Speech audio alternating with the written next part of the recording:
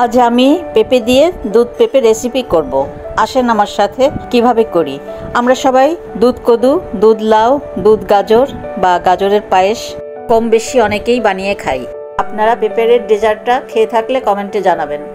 পেঁপেটা আমি এইভাবে ছিলে ধুয়ে 4 টুকরা করে নিয়েছি।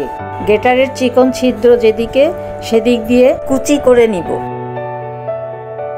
আপনাদেরকে দেখিয়ে দেই কতটা কুচি করতে হবে। যতটা কুচি করা যাবে রেসিপিটা ততটাই পারফেক্ট হবে। পেঁপেটাকে 4 টুকরা করেছিলাম। এখানে নিয়েছি 3 টুকরা পরিমাণ পেঁপে কুচি। প্রথমে আমি ফ্রাই প্যানে পানি দিব। পানিতে বলক চলে আসলে পেঁপে কুচি ছেড়ে দিব। 3 মিনিট সিদ্ধ করে নিব। চালনিতে চেলে এইভাবে পানি চিপে নেব।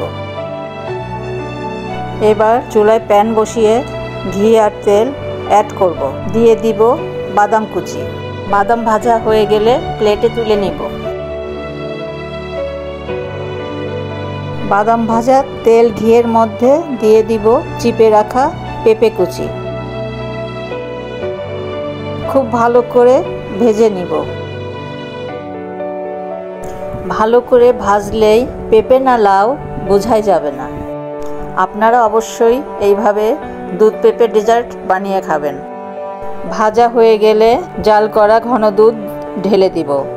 এখানে আমি 1.5 লিটার দুধ জাল করে ঘন করে নিয়েছি। মিষ্টিটা ব্যালেন্স করার জন্য সামান্য লবণ দিব।